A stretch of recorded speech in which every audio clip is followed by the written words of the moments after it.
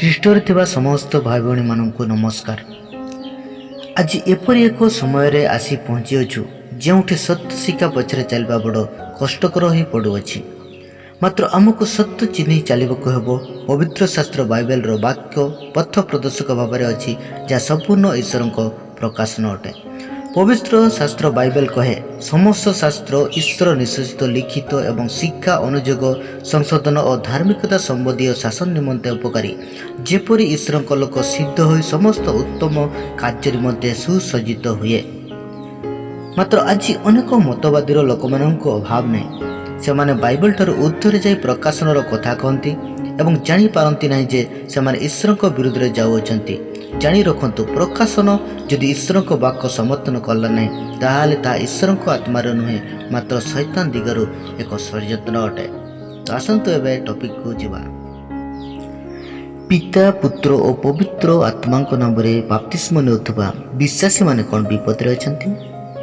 ଉତ୍ତର ହେଲା, କେବେ ହେଲେ ନୁହନ୍ତି। ଦେଖନ୍ତୁ, ଯୀଶୁଙ୍କର ଆଦେଶ ମହାନ ଆଜ୍ଞା, ତାଠାରୁ ଉର୍ଦ୍ଧ୍ୱରେ ଆମମାନେ କେବେ ହେଲେ ଯାଇପାରିବ ନାହିଁ। ମାଥ୍ୟୁ 28:18 ଯାହା 20 ଯେଉଁ ମହାନ ଆଦେଶ ଦିଆଯାଇଛି, ତ ସେହି ଆଦେଶକୁ ଆମମାନେ ସମ୍ପୂର୍ଣ୍ଣ କରିବା ଆମମାନଙ୍କର ମିଶନ ଅଟେ। ଆଉ ତାହା ଯୀଶୁଖ୍ରୀଷ୍ଟ ଆମମାନଙ୍କୁ ସେହି ଦାୟିତ୍ୱ ଦେଇ ରଖିଛନ୍ତି। ତେଣୁ ଏହି ଆଦେଶ ଅନୁସାରେ ଆମମାନଙ୍କୁ ଏହି ଜଗତରେ ଚାଲିବାକୁ ହିଁ ପଡ଼ିବ।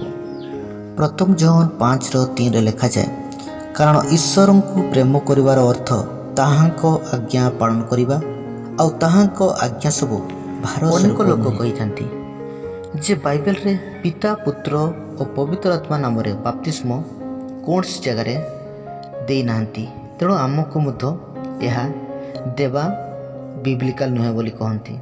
ମାତ୍ର ଏଠି ଆମେ ଦେଖୁଛୁ, ଏହା ଆମକୁ ଯୀଶୁଖ୍ରୀଷ୍ଟଙ୍କର ସ୍ୱୟଂ ତାଙ୍କ ଦେଇଥିବା ଆମକୁ ଆଦେଶ, ଯାହାକି ବାପ୍ତିସ୍ମର ଏକ ପେଟେଣ୍ଟ ଧାରା ଦେଇଛନ୍ତି।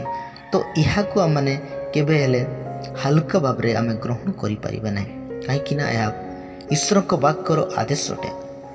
ଯେତେବେଳେ ଆମ ସମସ୍ତଙ୍କର ବିଚାର ହେବ, ତ ସେତେବେଳେ ସେହି ବିଚାର ସିଂହାସନରେ ସେତେବେଳେ ଯୀଶୁ ରହିବେ। ପିତର କିମ୍ବା ପାଉଲ କିମ୍ବା ଅନ୍ୟ ପ୍ରେରିତମାନେ ରହିବେ ନାହିଁ, କାହିଁକିନା ସେହି ଅଧିକାର କେବଳ ଯୀଶୁଙ୍କୁ ହିଁ ଦିଆଯାଇଛି। ଜହନ 5:22 ଲେଖାଯାଏ, ପିତା ମଧ୍ୟ କାହାରି ବିଚାର କରନ୍ତି ନାହିଁ, ମାତ୍ର ସମସ୍ତେ ପିତାଙ୍କୁ ଯେଉଁ ପ୍ରକାରେ ସମାଦର କରନ୍ତି, ସେହି ପ୍ରକାରେ ପୁତ୍ରଙ୍କୁ ମଧ୍ୟ ଯେପରି ସମାଦର କରିବେ, ସେଥି ନିମନ୍ତେ ପୁତ୍ରଙ୍କୁ ସମସ୍ତ ବିଚାର କରିବାର ଅଧିକାର ଦେଇଅଛନ୍ତି। ପ୍ରେରିତ ପୁସ୍ତକରେ ଯେଉଁ ବାପ୍ତିସ୍ମ ବିଷୟ ଲେଖା ହେଇଛି, ସେ ବିଷୟରେ ଆମ ପାଖରେ ସମ୍ପୂର୍ଣ୍ଣ ତଥ୍ୟ ନାହିଁ। କେଉଁ ପରିସ୍ଥିତିରେ ଏବଂ କିପରି ଭାବରେ ସେସବୁ ଲେଖା ହେଇଛି, ସେ ବିଷୟରେ ହୁଏତ ଆମ ପାଖରେ ସମ୍ପୂର୍ଣ୍ଣ ତଥ୍ୟ ନାହିଁ। କିନ୍ତୁ ଯଦି ପ୍ରସଙ୍ଗର ହିସାବରେ ଆମେମାନେ ଦେଖିବା, ତାହେଲେ ଆମେ ପାଇବା ଯେ ଯିହୁଦୀ ଲୋକମାନେ ପିତାଙ୍କୁ ଭଲ ଭାବରେ ଜାଣିଥିଲେ ଏବଂ ଆତ୍ମାଙ୍କୁ ମଧ୍ୟ ଜାଣିଥିଲେ ଏବଂ ମାନୁଥିଲେ ମଧ୍ୟ। ମାତ୍ର ଯୀଶୁ ଯେ ପ୍ରତିଗତ ମସିହ ଉଦ୍ଧାରକର୍ତ୍ତା, ଏହା ସେମାନେ ଗ୍ରହଣ କରୁନଥିଲେ। ତ ଏହି ପ୍ରସଙ୍ଗରେ ପିତର କହିବା ସୁନିଶ୍ଚିତ ଯୀଶୁଙ୍କ ନାମରେ ବାପ୍ତିସ୍ମ ନେବା ବିଷୟ। ଆଉ କଥା ହେଲା ପ୍ରେରିତ ପୁସ୍ତକର ସିଦ୍ଧାନ୍ତ ବନେଇବା। ପ୍ରେରିତ ପୁସ୍ତକର କୌଣସି ସିଦ୍ଧାନ୍ତ ଗ୍ରହଣ କରିବା ପୂର୍ବରୁ ଜାଣିବା ଆବଶ୍ୟକ, ପ୍ରେରିତ ପୁସ୍ତକର ଅନେକ ଘଟଣା ଅଲଗା ଅଲଗା ପ୍ରକାରେ ଘଟିଅଛି। ଯେପରି ପବିତ୍ର ଆତ୍ମା ଓହ୍ଲାଇବା ବିଷୟରେ ପ୍ରେରିତ 8:17-18ରେ ପିତର ଜହନ ସମୀରଣ ଲୋକମାନଙ୍କୁ ହସ୍ତାର୍ପଣ ଦ୍ୱାରା ପବିତ୍ର ଆତ୍ମା ଦେଇଥିଲେ, ପ୍ରାପ୍ତ କରିଥିଲେ। ଏବଂ ପ୍ରେରିତ 10:45ରେ ପିତର ପ୍ରଚାର କରୁଥିବା ସମୟରେ ପବିତ୍ର ଆତ୍ମା ବିଜାତିମାନଙ୍କ ଉପରକୁ ଅବତରଣ କଲେ। ସେମାନେ ତାପରେ ସେମାନେ ପୂର୍ବରୁ ବାପ୍ତିସ୍ମ ନେଇ ନଥିଲେ।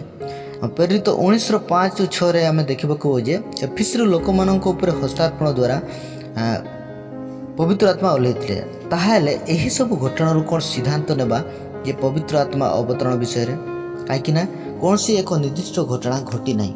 ତ ଏପରି କ୍ଷେତ୍ରରେ ଆମେ କେଉଁ ସିଦ୍ଧାନ୍ତରେ ଉପନୀତ ହେବା? ପାଉଲ ପ୍ରେରିତ ପୁସ୍ତକର ଅନେକ ଘଟଣାକୁ ନେଇ ପରବର୍ତ୍ତୀ ତାଙ୍କ ଚିଠିମାନଙ୍କରେ ସୁଧାର ଆଣିଅଛନ୍ତି। ତେଣୁ ପ୍ରେରିତ ପୁସ୍ତକରୁ କୌଣସି ସିଦ୍ଧାନ୍ତ ନେବା ଆଗରୁ ସମ୍ପୂର୍ଣ୍ଣ ବାଇବେଲର ବିଚାରଧାରାକୁ ଏବଂ ସମ୍ପୂର୍ଣ୍ଣ ବାଇବେଲର ପଦ ବିଷୟକୁ ଆମକୁ ଧ୍ୟାନ ଦେବାକୁ ହେବ। ପ୍ରତ୍ୟେକ ଘଟଣାକୁ ଆମମାନେ ସମ୍ପୂର୍ଣ୍ଣ ବାଇବେଲ କେତେ ସମର୍ଥନ କରୁଅଛି ତାହା ଆମକୁ ଧ୍ୟାନ ଦେବାକୁ ହେବ। ନଚେତ୍ ସେହି ସିଦ୍ଧାନ୍ତ ଆମମାନଙ୍କୁ ଭ୍ରାନ୍ତ କରିପାରେ ଏବଂ ସେହି ସିଦ୍ଧାନ୍ତ ଆମମାନଙ୍କ ସମ୍ମୁଖରେ ଭବିଷ୍ୟତ ଏକ ବହୁତ ବଡ଼ ପ୍ରଶ୍ନର କାରଣ ହେବ। ତ ପ୍ରିୟର ଭାଇ ଭଉଣୀମାନେ, ଯେଉଁମାନେ ପିତା ପୁତ୍ର ପବିତ୍ର ଆତ୍ମାରେ ବାପ୍ତିସ୍ମ ନେଇକି ଏବେ ବିଶ୍ୱାସରେ ଚାଲିଅଛନ୍ତି ସେମାନେ କେବେ ହେଲେ ଭୟ କରିବା ଆବଶ୍ୟକ ନୁହେଁ। କାହିଁକିନା ବାଇବେଲର ସତ୍ୟ ସିଦ୍ଧାନ୍ତରେ ଆପଣମାନେ ଅଛନ୍ତି, ତେଣୁ ଭୟର ଆବଶ୍ୟକତା ନାହିଁ କିଏ ବା ସନ୍ଦେହର କୌଣସି କାରଣ ହିଁ ନାହିଁ। ତ ବନ୍ଧୁଗଣ, ଏହି ଭିଡ଼ିଓରେ ଏତିକି। ପୁନର୍ବାର ଏକ ନୂତନ ଭିଡ଼ିଓରେ ଆପଣଙ୍କ ସହିତ ସାକ୍ଷାତ ହେବ। ସେଥିପାଇଁ ତ ପ୍ରଭୁ ଆପଣଙ୍କୁ ଆଶୀର୍ବାଦ କରନ୍ତୁ।